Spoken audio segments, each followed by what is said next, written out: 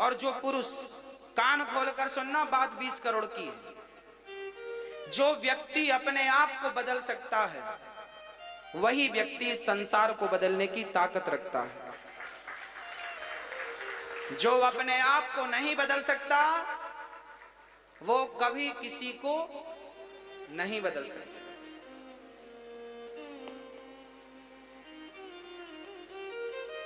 इसलिए कहता हूं, अपने आप को बदलो। अपने आप को कैसे बदलोगे?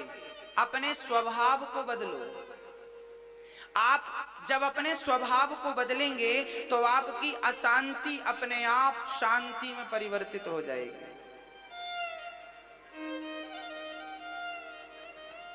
कभी बंदर का नाच देखा है आपने? बंदर नाचता है, मंदारी नचाता है, नाच बंदर नाच, डमरू बजा बजा के। ससुराल जाएगा तो कहां बैठेगा? वो दरी पे बैठ के, नीचे नहीं बैठूंगा, ओ दरी पे, जब तक दरी नहीं बिछती बैठता नहीं है।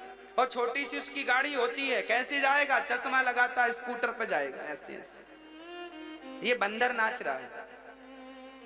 अच्छा ये बताओ, ये जो बंदर हैं यहाँ पे, इनको स्कूटर दो, ये चलाएंगे?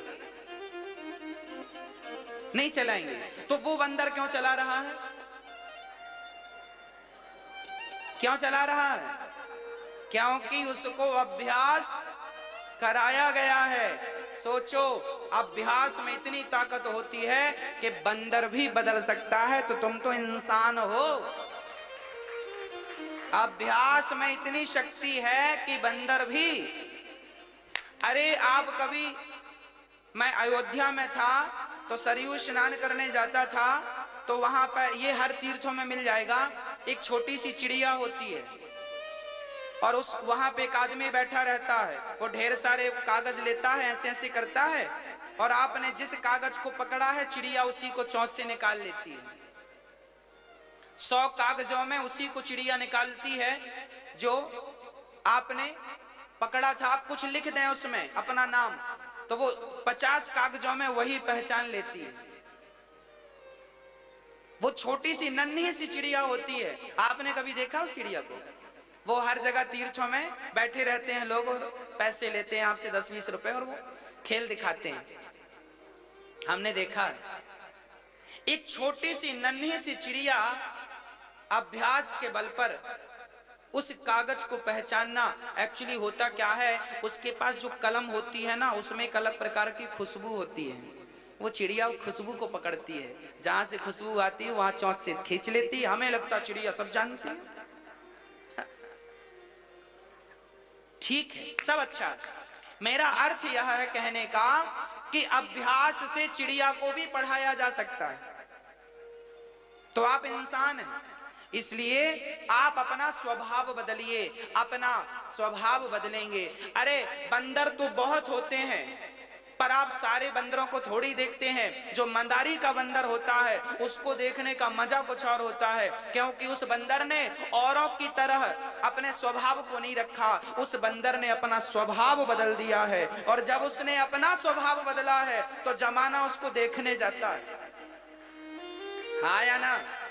बस मेरी माँ, आपको भी जमाना तब देखेगा जब आप अपने आप को बदलेंगे। अभी जैसे हैं, अभी आलसी हैं, अभी आप चिड़चिड़े हैं, अभी प्रत्युत्तर जवाब देते हैं, ये स्वभाव काम का नहीं है। ये तो सब रफ स्वभाव है, कचरे में डालो इस स्वभाव को। आपका स्वभाव बड़ा श्रेष्ठ हो। आपका स्वभाव आपकी पहचान बने कल को। आपका स्वभाव कल आपकी क्या बने? पहचान। वाह, फला व्यक्ति बहुत बढ़िया है, उनकी बात अच्छी है, उनका व्यवहार अच्छा है, उनका नेचर अच्छा है। लोग यही तो कहते हैं फलाने बहुत बढ़िया। कब कहते हैं? जब आप अपना स्वभाव, और आप सबको आगे ऐसे करते रहते हैं तो आपके पास चिड़िया भी दाना लेने नहीं आती। जिसका स्वभाव अच्छा होता है, हम सुबह बंदरों को खिलाते हैं तो बंदर दौड़ कर आते हैं, हमारे हाथ से चने खाते हैं, रोटी खाते हैं और केला खाते हैं।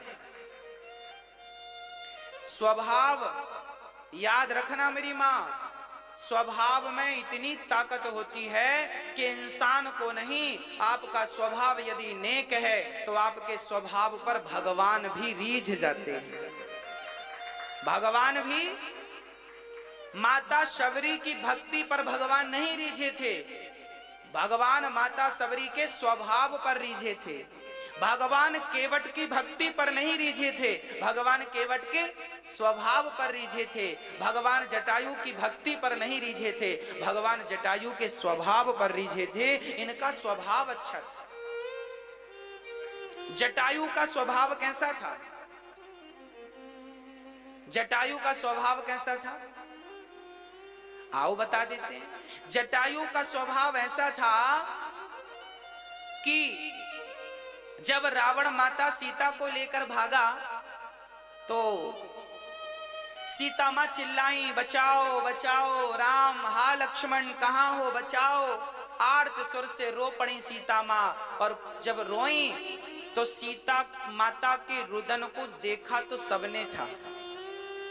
वहां जंगल में बहुत लोग थे, सुग्रीव ने भी देखा था, ये रामचरितमानस में लिखा है।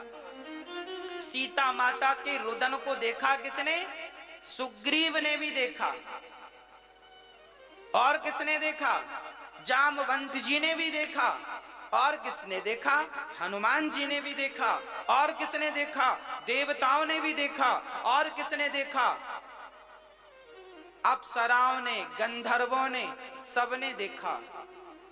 देखा तो सबने, पर रक्षा के लिए हाथ किसके आगे बढ़े? सिर्फ जटायु के। जटायु का स्वभाव ऐसा था कि मैं किसी भी नारी को दुखी नहीं देख सकता, मैं किसी भी स्त्री को दुखी नहीं देख सकता।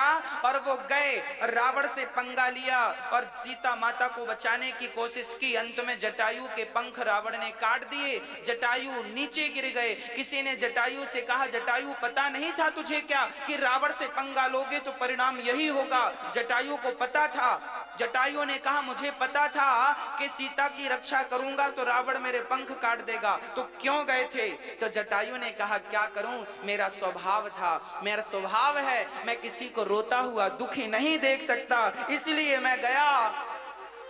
और जब आप किसी को दुखी नहीं देखते तो फिर जटायु को भगवान के पास जाना नहीं पड़ा, स्वयं चलकर भगवान जटायु के पास आए। जब जटायु ने माता सीता का दुख नहीं देखा तो फिर राम ने भी जटायु का दुख, अर्थात भगवान कहते हैं जब आप किसी के दुख में अपने हाथ आगे बढ़ाते हैं, आप सहायक बनते हैं दुख में, तो भगवान कहते हैं मैं भी उसका